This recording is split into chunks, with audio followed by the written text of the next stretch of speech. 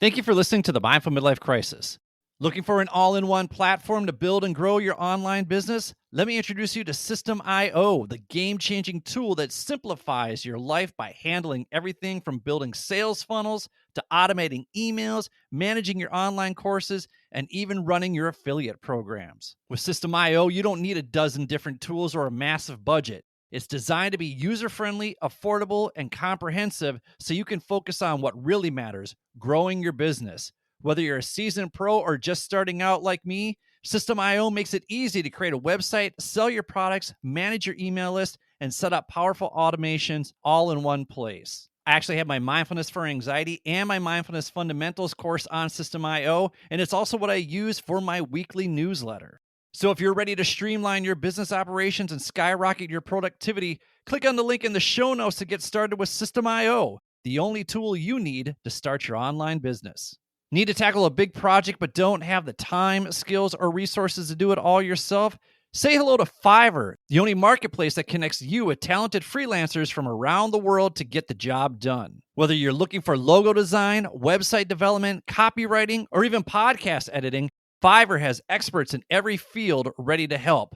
With transparent pricing and reviews, finding the perfect match for your project has never been easier. I've used Fiverr to help me edit this podcast, create and update my websites, compile data, and do my least favorite thing in the world, design and schedule social media posts. Fiverr has been a total game changer for me because I am only one man and running the show is a lot of damn work.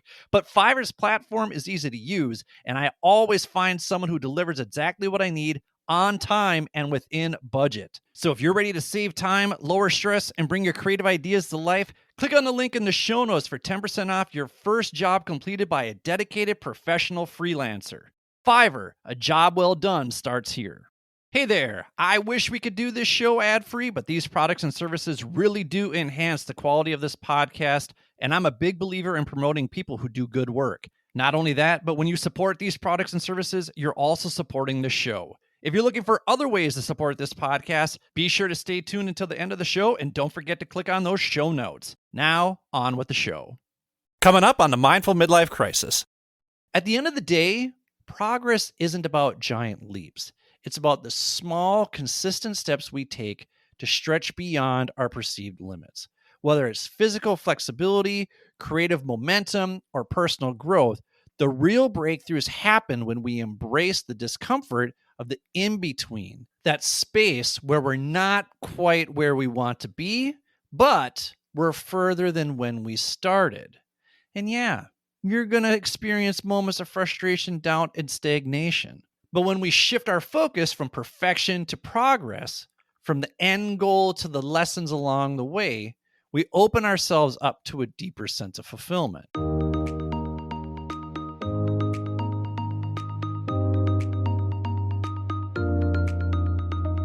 Welcome to the Mindful Midlife Crisis, a podcast for people navigating the complexities and possibilities of life's second half. I'm your host, Billy Lahr, an educator, personal trainer, meditation teacher, and overthinker who talks to experts who specialize in social and emotional learning, mindfulness, physical and emotional wellness, cultural awareness, finances, communication, relationships, dating, and parenting, all in an effort to help us better reflect, learn, and grow so we can live a more purpose-filled life.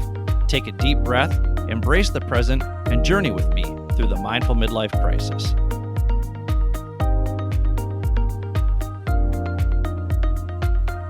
Welcome to the Mindful Midlife Crisis. I'm your host, Billy Lahr. Thank you for tuning in wherever you are. The purpose of the show is to help you navigate the complexities and possibilities of life's second half. One way I do this is by providing a platform that gives people the space and permission to share their practical expertise and relatable life experiences that inspire you to become more clear, consistent, connected, and compassionate in the pursuit of your own future goals. If you want to listen to some of my favorite conversations from the past, visit www.mindfulmidlifecrisis.com/fanfaves. That's where we post past episodes that generated the most buzz from our loyal listeners, like my conversation with Deanna Bryant. That's episode 57, Reviving Your Midlife Marriage, where we explore the challenges and transformations that couples face in the second half of life, including how seeking outside help strengthened her own relationship. We also discuss why intimacy, communication, and shared experiences tend to fade over time, and more importantly, how to bring them back. Deanna also shares insights on when it might be time for a couple to call it quits and whether postmenopausal zest plays a role in later life divorces. If you're navigating midlife relationships or just curious about what makes a marriage last, this one's for you. This is easily one of our most popular episodes, so be sure to give it a listen. Lately, though, I've been sharing how practicing intentional and mindful living over the last 10 years has helped me navigate the trials, tribulations, and triumphs of my own midlife crisis. Being more intentional and mindful has helped me process my anxiety in a much healthier way by reducing my emotional reactivity and impulsive behavior, which in turn has helped me improve my relationships and communication with others. So if you're ready to make a meaningful change in your life, visit www.mindfulmidlifecrisis.com and download your free Jumpstart Your Midlife workbook. This workbook offers a comprehensive guided approach that will help you transform your midlife years with actionable steps, reflective exercises, and practical insights that will empower you to unlock your potential and build a more fulfilling life for yourself. These are the same skills, strategies, and resources I use in my own life based on years of research and experimentation to find a bit more calm and clarity amidst the chaos. So if you're ready to take the leap, go to www.mindfulmidlifecrisis.com and take action now. But here's the deal. I don't have all the answers because there are still days when I'm a hot mess. But by sharing my experiences as well as the experiences of others, my hope is that you'll see you're not alone in your experience. When we journey together and offer encouragement, we create a stronger, more connected community where everyone can thrive because at the end of the day, we'll always achieve more working together than we ever could alone. Quick FYI, if you visited the website recently and were unable to join the newsletter or get your free Jumpstart Your Midlife workbook, it's because there was a system update that crashed the website, and I have had someone from Fiverr recreate the website. In fact, I'm actually just planning to have him completely redo the website. It could use an update. It's 4 years old, but I think you should still be able to subscribe to the newsletter and get the workbook. It's a bit frustrating on my end, but listen, I'm happy to have a web developer from Fiverr help me out. So hopefully that will be up and running with a fresh new look. Much like the website, speaking of the website, transition right here. July 2023 through March 2024 did not go smoothly. It did not go according to plan, mostly because I didn't have a clear plan of how to get where it was that I wanted to go. And as episode 41 guest Greg Scheinman often says, if you don't know where you're going, you'll never get there. And let me tell you, he ain't lying. I thought I had at least a vague idea of what I wanted and where I wanted to go, but things did not pan out the way I envisioned. I had way more L's than W's during those days, including a losing bout with Montezuma's Revenge in Mexico City. Oh, that was nasty. Be careful of the street tacos, even if you are on a taco tour. I was supposed to be there for a month. I was only there for 2 weeks. I did not feel good. I went back to Minnesota with my tail tucked between my legs, and I found myself feeling stuck professionally, mentally, emotionally, physically, and creatively. Overplanning, rumination, and stagnation all started to take hold, keeping me locked in this cycle of inertia. And even when I tried to maintain my morning mobility and meditation routine, my body felt unresponsive. The workouts that I was doing left me sore for days. And instead of feeling energized, I just laid around, which only made things worse. At the time, I was leading virtual meditate and mingle sessions. But eventually, I stepped away from doing those because I felt like I was investing a lot of time and energy for very little return. Besides, really, how could I be a pillar of emotional support for others when I wasn't even showing up for myself? I needed to do something different. I needed to stretch my comfort zone, both literally and figuratively. And that's how yoga entered the picture. So when I got to Hanoi in February of 2024, I decided to prioritize practicing yoga at Hanoi. It's this cozy, locally owned yoga studio slash vegan cafe. No, I'm not vegan, but they do have decent, healthy food at vegan restaurants, and they very much had decent, healthy food at Hanoi. And the moment I stepped inside this place, I felt this sense of calm wash over me. I didn't feel at home so much when I was in Hanoi. It's like I said before, it's a chaotic city. And I was staying in the busiest area of the city near Honkiem, which is a centralized lake. And when I was there for Lunar New Year, it was packed, it was noisy, it was chaotic with motorcycles and people and cars all sharing the same space. It was not relaxing at all. But when I entered Hanoi for each yoga class, I felt like I could finally take a full, deep breath. The studio at Hanoi is incredibly inviting. And honestly, if they would let me, I would have shown up hours before each class just to sit in the stillness. They actually let me lead some meditation sessions there as well. And I was extremely grateful that they allowed me to do that.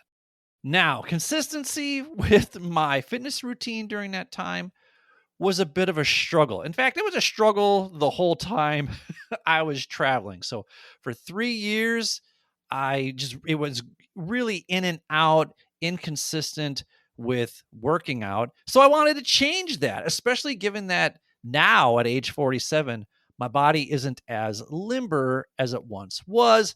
Not that it ever was. And I knew I needed to invest more time and energy into feeling loose and limber. So I started going to yoga 3 days a week at Hanoi, and that calming energy of that space helped my nervous system feel more relaxed and feel less on edge amidst all that chaos in Hanoi. Now, I don't claim to be a yogi, and watching the other attendees easily move into positions that made me grunt and groan was definitely humbling. But after committing to yoga for a few weeks and with the help of the amazing instructors there, I had two big physical breakthroughs for me. First, I was able to lift my head off the ground during a reverse bridge. That was something that I'd never been strong enough or flexible enough to do before. So that was a big deal for me. And then during a different class, with the help of the instructor, I held a wall supported handstand for the first time in my life. And I was terrified that I was going to land on my neck and that would be the end of everything. And I did not hold that position for very long, and my face turned as red as a lobster. But this wave of emotion hit me during the Shavasana pose. That's the one where my favorite pose because it's at the end of the yoga session. You just lie on your back. And I just remember feeling this incredible sense of pride and this emotional release of like, wow, I can't believe that I did something that was hard. That was something that I had never done before. I pushed through that breaking point. And I've heard yogis talk about experiencing emotional releases like this. My friend Kristen Brown, you heard her in episode 27. She once told me a story about a time when she started bawling the first time she sank deep into a pigeon pose. Usually I start bawling because it hurts so much. But she started bawling because everything released, and it was just this wave of emotion that swept over her. And a part of me was a bit jealous of that because I'd love to reach that level of flexibility where I can sink into pigeon pose. But the other thing is, I love that kind of cathartic emotional release. I had it last week. talking about my wonderful friend Aki. I didn't need to bawl like a baby in front of all those people at the yoga studio, even though I bawled like a baby last week in front of all of you who were listening. So I kept my emotions that day in check during the Shavasana, which, I realize is the opposite of what I often teach people to do, which is to lean into those emotions. But after class, I definitely walked out feeling a little lighter, feeling a little prouder. I felt like I was floating on air. It was this great sense of accomplishment. So on that day, I remember putting a W in the win column. And then when I got back to Chiang Mai a few weeks after that, I was hyper focused on getting my body healthy. Now, I'm a certified personal trainer, and I feel confident in my ability to deadlift twice my body weight.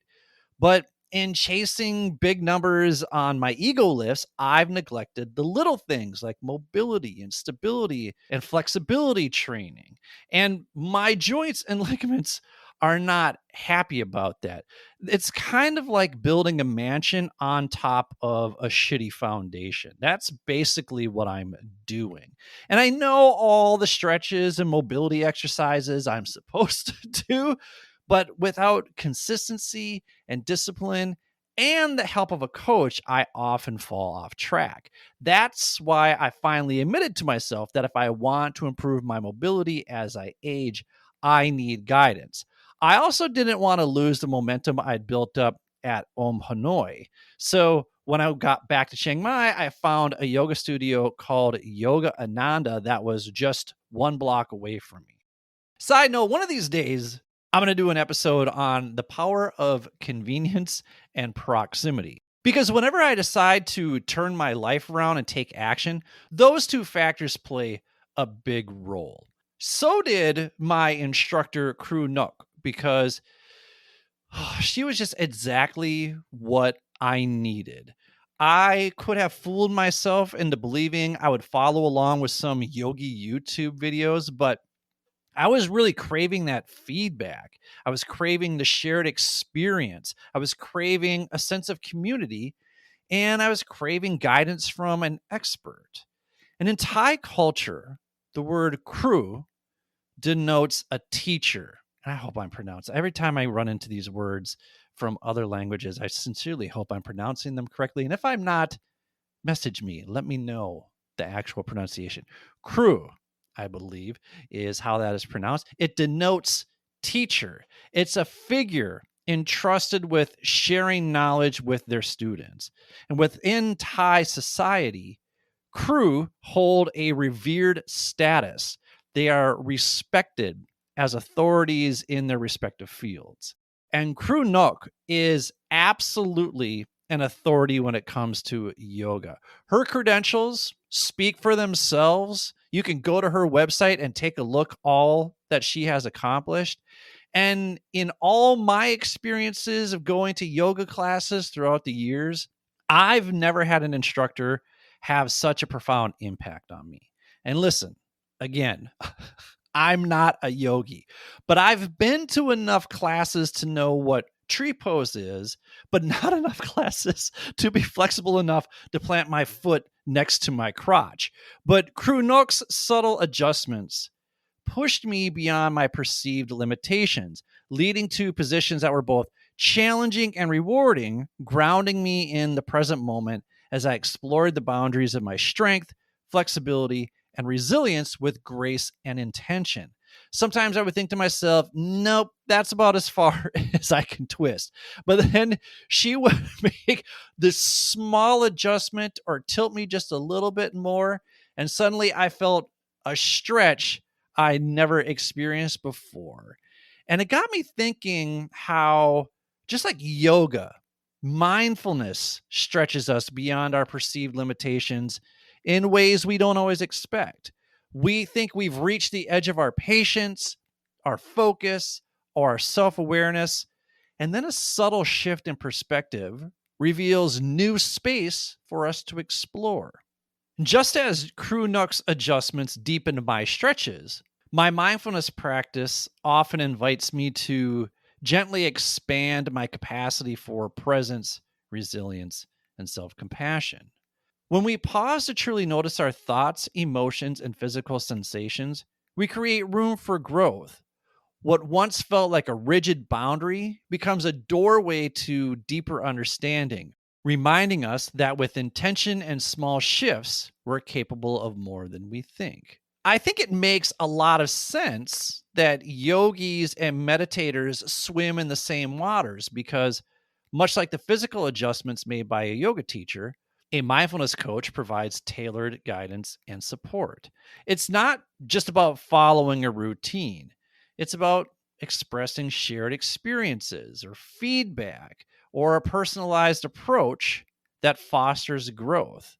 The accountability, personalized adjustments, and community all help us navigate mental roadblocks and discover new perspectives. Just as a physical adjustment in yoga unlocks new sensations in the body. In the fitness world, there's a principle called progressive overload, and that's the act of gradually increasing the intensity of a workout. You can do this in a variety of ways, such as adding weight or increasing time under tension. You can decrease rest between sets. For my mindfulness practice, yoga has been my progressive overload. And from July 2023 until March of 2024, I felt stuck. I was stuck in overplanning, stuck in rumination, stuck in regret. And that mental stagnation translated into physical stagnation as well. Every time I worked out, my body locked up. But yoga helped me break through that. The biggest hurdle for me wasn't physical, it was my ego. I'm not a naturally flexible person. And as a recovering perfectionist, I struggle with not being good at something right away. But I found comfort in the intimate, beginner friendly classes at Hanoi and Yoga Ananda Chiang Mai, thanks to instructors like Kru Nok. There wasn't any pressure to be perfect, just encouragement to embrace the journey. Each session, I found myself sinking deeper and deeper into poses, guided by instructors whose words helped me find a deeper expression of each movement. And just when I thought I'd reached my limit, a small adjustment, maybe a twist of the hips or a shift of the ankle, revealed a whole new stretch I never knew was possible. But for me, yoga during that time wasn't just about physical flexibility. I actually unlocked this hidden creativity that drove me to feel incredibly inspired and productive for the next few months. So when I moved to Seoul in August of 2024, I immediately sought out a yoga studio, and luckily I found a boutique studio willing to exchange one-to-one yoga lessons for some English lessons. And now she and I have joined forces to co-lead yoga and meditation sessions for our Soul Share members. So once again, yoga has stretched me in new directions. So here's my challenge to you. If you're feeling stuck, listen to what your mind, body, and heart are telling you. Maybe it's time to stretch yourself physically, mentally, or creatively. And once that path becomes clear, it's time for you to take action. So let me introduce you to some more people who can help you take action. And when we come back, I'm going to share 5 essential questions to stretch your comfort zone and break free from stagnation. Thank you for listening to the Mindful Midlife Crisis.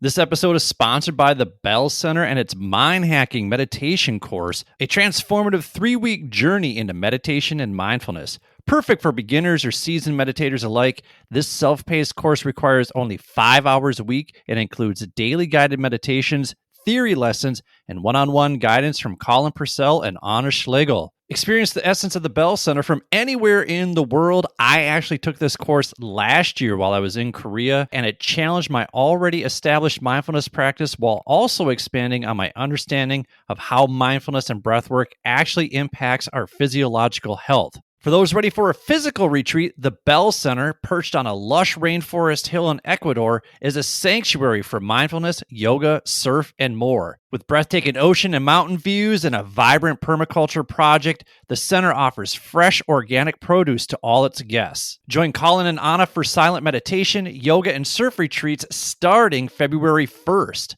I actually attended a breathwork workshop with these two when we were all at the Angkor Island Surf Camp in Dakar, Senegal, and that workshop helped me reevaluate my relationship with my breath, and I know working with Colin and Anna, whether online or in person, will do the same for you. Learn more at www.thebell.center. That's www.thebell.center. Give them a follow on Instagram and be sure to check out episodes 48 through 49 of the Mindful Midlife Crisis, where I talk with Colin and Anna about how the power of breathwork can enhance our lives. The Bell Center. Stoke your inner calm one breath at a time. This episode is sponsored by Gray Tonic. Do you ever question your relationship with alcohol? Gray area drinking, and gray areas in general, affect millions of people who don't identify with extremes but still feel something isn't quite right. Whether it's with alcohol, your health, or even relationships, these gray areas can quietly hold you back. If this sounds familiar, don't miss episode 61 with gray area expert Carrie Schweer, where she shares her personal journey through gray area drinking and explains how her own frustration with traditional programs led her to create Decide 30, a new program from Gray Tonic that doesn't just address drinking, but tackles all those in-between spaces where we tend to get stuck. With Decide 30, you'll explore what drives your habits, refocus on what truly matters, and develop daily tools to start moving forward. One of my listeners who worked with Carrie shared that her approach opened doors in ways he didn't expect, helping him to become a better husband, father, and leader. And as someone who's personally moved through gray area drinking and has been sober for over a year now, I can tell you firsthand the difference it makes to be clear and intentional. So if this resonates with you, check out the link in the show notes to learn more about Gray Tonic's Decide 30 program. This might be the exact opportunity you've been waiting for to make lasting changes in every area of your life. This episode is sponsored by Beyond Coaching with Jeannie Love. Looking to create a more inclusive workspace for your neurodivergent colleagues? Or maybe you're seeking effective strategies for your own ADHD journey. If so, check out episode 99 of the Mindful Midlife Crisis with Jeannie Love, a neurodivergent coach and consultant with over 20 years of experience specializing in ADHD and autism. Jeannie helps organizations create workplaces where neurodivergent employees can excel. Through tailored consulting, she provides environmental audits, practical recommendations, and specialized coaching and training to support neurodivergent team members. She's also equally passionate about coaching professionals who discover their neurodivergence later in life. Using her neuroautonomy method, she helps clients develop personalized tools for building confidence, productivity, and emotional resilience. If you're ready to explore how neurodiversity coaching can enhance your workplace or personal journey, book a free 60-minute discovery call with Jeannie at www.beyondcoaching.pro. That's www.beyondcoaching.pro. And let Jeannie empower neurodivergent individuals and workplaces to thrive with confidence, clarity, and compassion. This episode is sponsored by the Simple Man Guide. Hit a career rut and have no idea what to do next? Then check out episode 63 with the Simple Man, Brian Gallagher. Brian once had what many would call the perfect career, a high-paying job, zero debt, and all the luxuries he could want. But deep down, he knew something was missing. It wasn't until he ditched the normal career path, utilized his strengths, and followed his curiosities that he discovered his life's work, helping others find their life's work. So, if you're feeling drained by your career, can't imagine another 15 to 20 years of the same meaningless work, get yourself a copy of Brian's Solo Business Blueprint and start building your path out of the rat race. This free email course is packed with step-by-step guidance to help you find your business idea, get clear on the problem you solve, find those ideal clients needing your help, and stop overthinking and start building your own career path, all without leaving your job, all without wasting lots of time, all without posting on social media. If you're ready to get started, visit www.simplemanguide.com today to break free, create your own path, and live life on your terms. Thank you for listening to the Mindful Midlife Crisis. My mission is to help you navigate the complexities and possibilities of life's second half by introducing you to people and resources that will help you jumpstart your life. When you support our sponsors, not only are you supporting this show, but you're also supporting your own personal growth and development. Keep seeking out ways to invest in you and your future. And now, back to the show.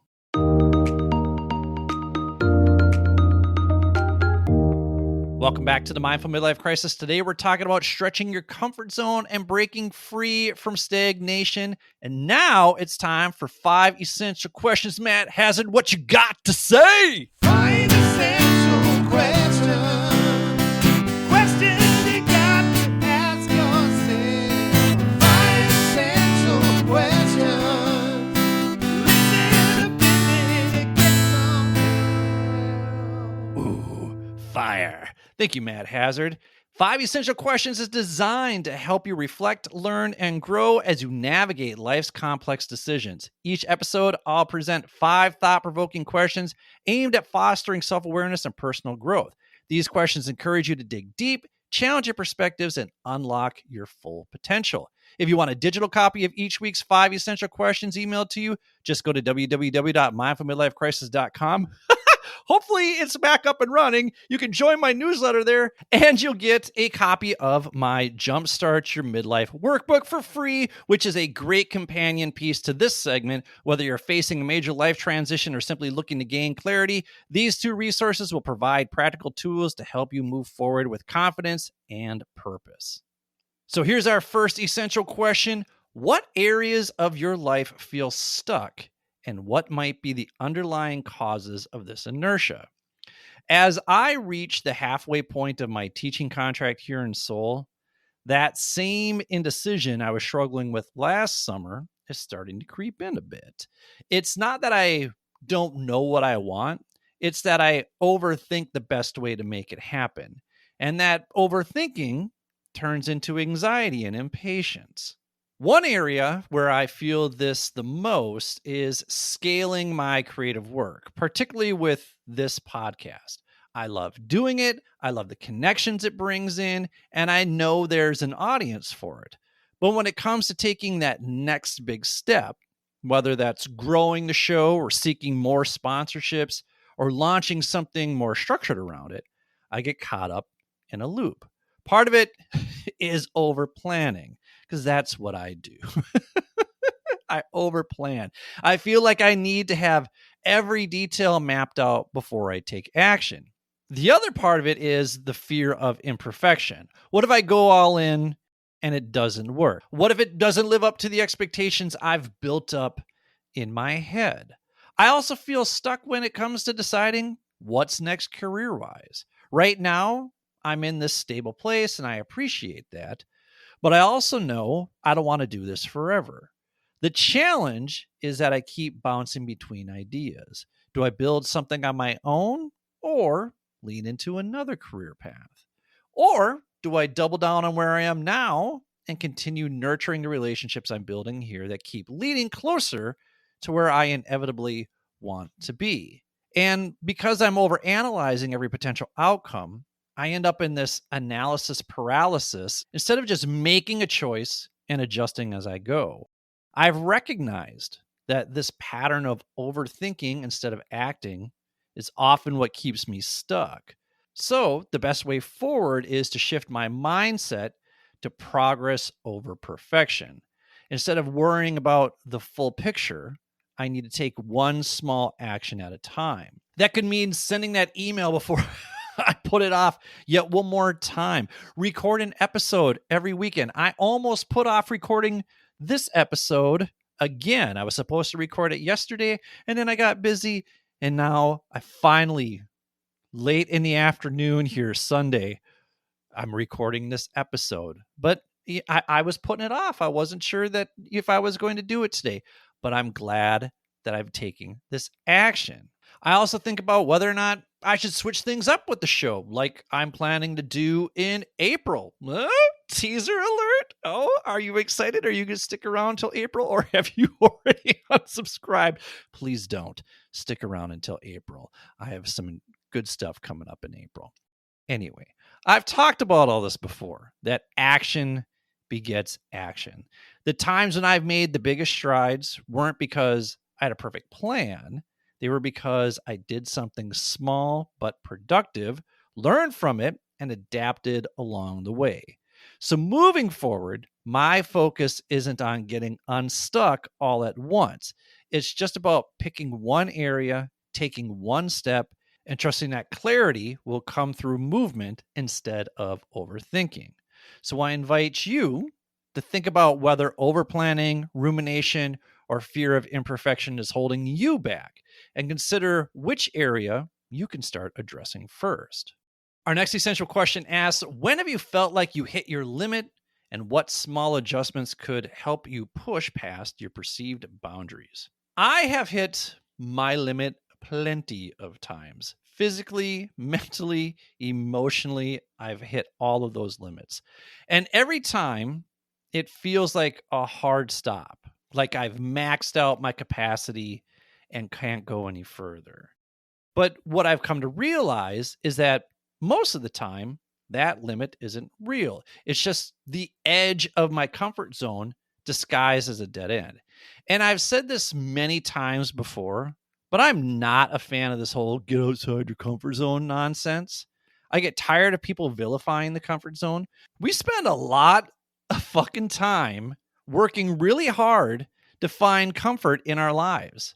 And then there's all these jackwagons out there telling us to get outside of our comfort zone. And I'm here to tell you, no, you go ahead and enjoy that comfort zone.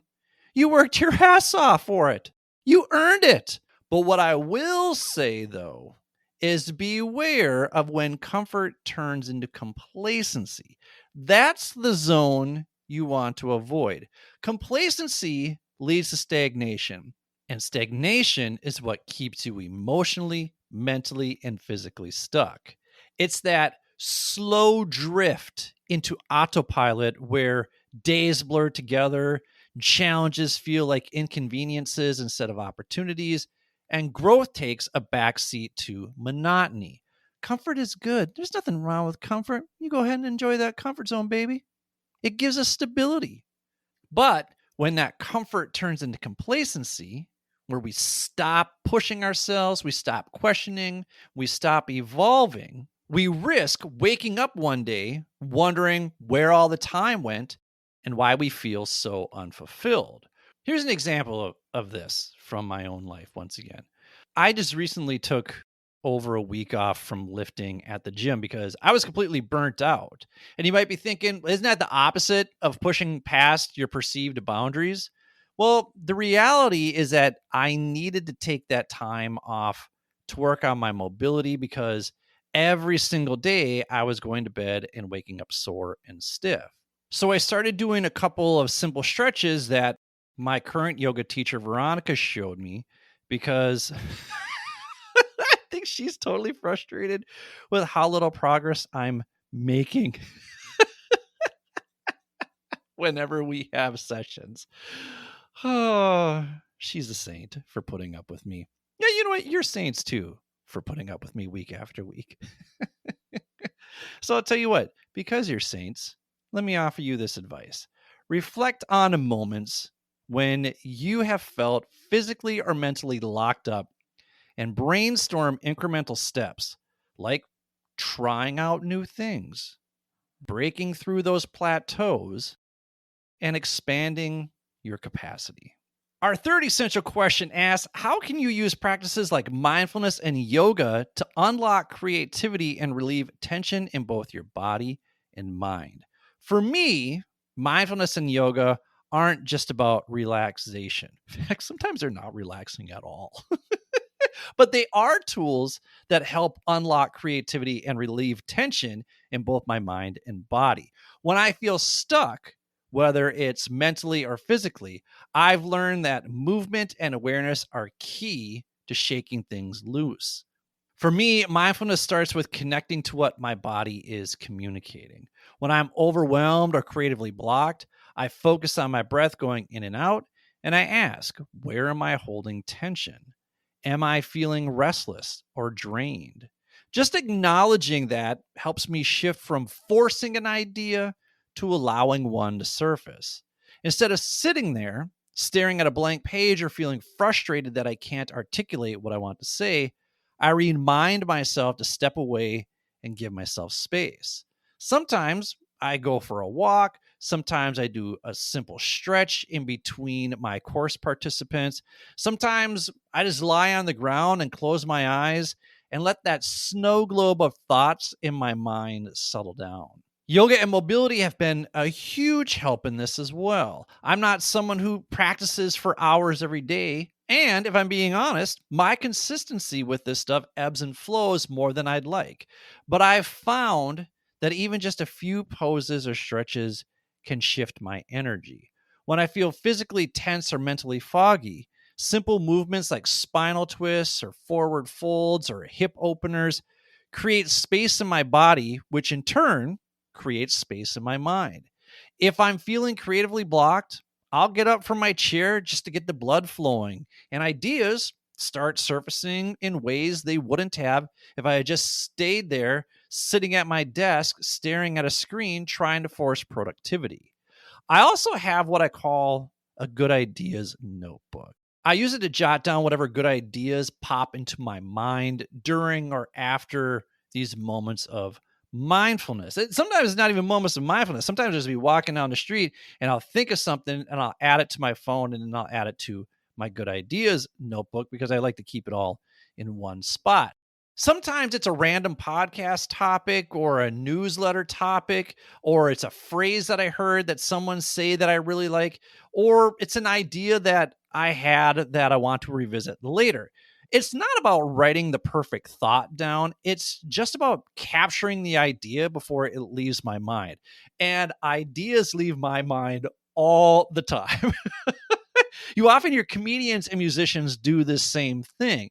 I was listening to an interview with Jerry Cantrell from Alice in Chains the other day, and he was talking about stopping in the middle of a conversation one time because a melody popped into his brain. So he quick recorded it and went back to the conversation.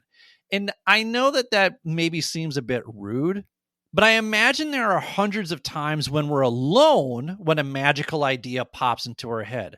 So write that shit down, record that idea. I find myself flipping back through that good idea notebook weeks later when I'm feeling stuck. And it oftentimes leads me to taking some form of action. Really, the key to all this is consistency. If I only practice mindfulness or yoga when I'm already stressed or creatively blocked, it's harder to break through.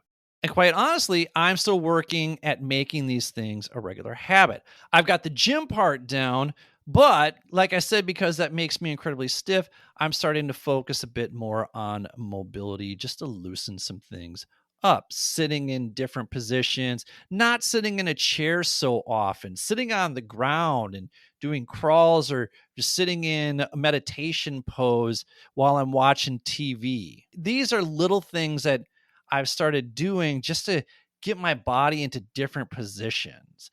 Over time, these little things build up resilience. And all these little tweaks don't just help me relax or feel more mobile or feel loose. They help me access new ideas, shift my mindset, and approach things with new openness. And that, more than anything, is what keeps me coming back to these practices. So I challenge you to identify specific techniques, experiment a bit, find out what helps you feel more centered and open, and commit to integrating them consistently into your daily routine. This fourth essential question is near and dear to my heart. What role does perfectionism play in your struggle to move forward, and how can you embrace imperfections as opportunities for growth? Perfectionism, honestly, has actually been a motivator for me, but it's also been a roadblock. On one hand, it pushes me to produce work I'm proud of, whether it's a podcast or lesson plans for my business English students, or just the way I show up for my SoulShare community. But on the other hand, it's the very thing that stalls my progress because when I get too caught up in making something perfect, I hesitate, overthink, and sometimes don't move forward at all. I put a lot of time into structuring my thoughts for each episode, And then I go back through and refine those ideas, making sure the final product is something I'd actually want to listen to. And quite honestly, I think that level of perfectionism has paid off at times because the production quality of the show has steadily improved over the years. And I can proudly say that that's largely due to my vision for how the show should sound. I'm very sensitive to how the words and segments flow together, which means I drive my poor editor Arslan crazy because after he edits the raw audio, I make him submit a first draft because I'm a micromanager. I want to go through it again to make sure I have final cut. But that way, I know it's going to sound perfect to me. And maybe you don't care that much about it, but I do. And I'm happy 99% of the time I listen to each episode. But I also spend way too much time figuring out the perfect strategy for growing the show. And the longer I wait, the more intimidating it becomes. And figuring out this algorithm nonsense requires a whole social media marketing team that I'm just not willing to invest in. So I'm hoping you'll share this episode or whatever your favorite episode is, because really that's how the show grows organically. Besides, I want more listeners like you to check out the show. People respond to referrals. All the research says that people respond to referrals. So if you like the show and you give it to somebody else, generally speaking, they'll like the show too because you know what their taste is. I also have a tendency to dwell on all of the other creative projects I could have launched back in the day, all the collaborations I could have pursued. But instead, I get caught up thinking if it's not done right, why bother? And honestly, that mindset has cost me far too many opportunities. So, how do we push past that? Well, I remind myself that sometimes done is better than perfect. My old podcast business coach once told me to focus on the MVP, the minimal viable product. If you put it out there, people will give you the feedback you need. But if no one sees it, you'll have wasted all that time trying to make it perfect and then end up making tweaks anyway based on their experience with it. The times I've seen the most growth, whether in my career, my personal life, or creative work, have been when I just went for it instead of waiting for the perfect conditions. Reid Hoffman, who's the co-founder of LinkedIn, puts it this way: if you're not embarrassed by the first version of your product, you've launched too late. When I listen to past episodes from the early days, I'm like, oh, this is not good. But at the same time, it was serviceable. Brian on the bass and I spent a lot of time finding our voice before we put out our first episode. And even though there were some cringy moments, I'm still very happy that we took those initial steps, because here I am 4 years later with over 100 episodes and thousands of subscribers. So I'm working on letting go of the idea that everything needs to be just right before I move forward. Instead of thinking of mistakes as failures, I try to see them as part of the process. Do I wish I could go back and do July 2023 through March 2024 all over again, knowing what I know now? Yes, that would be lovely. But since I can't, I can extend gratitude for the lessons and experiences of that time period and use that as a roadmap towards shaping my future. So if you're struggling with perfectionism, consider how the need to be perfect might be limiting your progress, and explore ways to appreciate the learning process even when it's messy or imperfect. Finally, how can you celebrate the small wins along your journey to build momentum and encourage further progress? In episode 87, I talked about my CHIPS list, where the C stands for complete and IPS stands for in progress and start.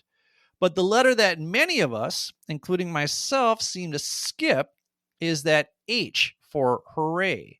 Celebrating small wins has been a huge mindset shift for me, because for the longest time, I only focused on the big milestones, the finished product, the major breakthrough, the moment when everything finally comes together. But what I've learned is that if I wait for those big moments to feel accomplished, I miss out on all the progress along the way. Right? It's like smelling the roses, right? You need to stop and smell the roses. There are a lot of roses along the way. You might as well stop and smell them all. One rose I sniffed recently was filling up the yoga and meditation class my yoga instructor Veronica and I co-lead here in Seoul. The first month we did it, we had 4 people sign up, but only 2 of them attended. And that was so incredibly frustrating. But honestly, you know what? It was our first time hosting an event like that. SoulShare had never really hosted an event like that.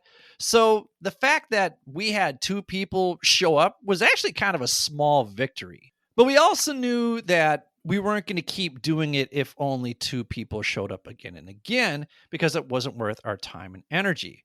So that's when I was like, okay, let me see what other SoulShare event organizers are doing. How do they handle no-shows? How do they make sure everybody is going to attend their event? And they provided some great feedback because it's a great community. So in January, when we hosted this event again, we had 5 people show up out of the 6 who RSVP'd.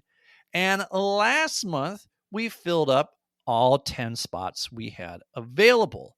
And that was a huge win for us to go from 2 to 10 in such a short time period. And because of that, we now have a community of regulars who look forward to that event each month. And now Veronica and I are working out details to add to future experiences once the weather warms up here in Korea. To me, this shows real momentum because everyone in our yoga and meditation group is excited about what we're planning for this spring and summer. So it proves that we are making progress despite that slow start. So I invite you to reflect on your recent breakthroughs, no matter how small they may seem, and find meaningful ways to acknowledge and reward yourself by reinforcing that every step forward is valuable. At the end of the day, progress isn't about giant leaps. It's about the small, consistent steps we take to stretch beyond our perceived limits. Whether it's physical flexibility, creative momentum, or personal growth, the real breakthroughs happen when we embrace the discomfort of the in-between, that space where we're not quite where we want to be, but we're further than when we started. And yeah, you're going to experience moments of frustration, doubt, and stagnation. But when we shift our focus from perfection to progress, from the end goal to the lessons along the way, we open ourselves up to a deeper sense of fulfillment. Yoga and mobility work remind me of this every time I get on the mat. It's an incredibly humbling and challenging experience. I can't compare myself to how far my yoga instructor can twist, bend, and contort because it's absolutely absurd. It defies gravity the way that she does that. But if I'm focused and consistent on my own work, as hard as that may seem, someday down the road, the awareness of how much progress I've made will become abundantly clear. So if you're feeling stuck, ask yourself, where can I stretch? What small shift can I make today? Maybe it's in your routine, your mindset, your creative pursuits, or even just the way you show up for yourself. Because the truth is, you're capable of so much more than you think. You just have to give yourself the space to explore it.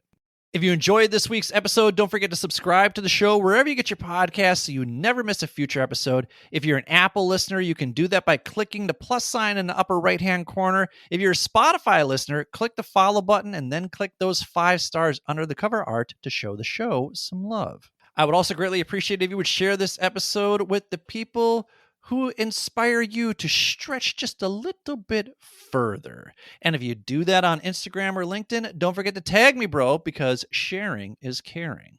If you're feeling really generous, please consider making a donation to the show. All you got to do is click on the donate button in the show notes, just like my former student, Bree, did. That's very cool. Thank you so much, Bree. You were an outstanding student, and you continue to be an outstanding human being.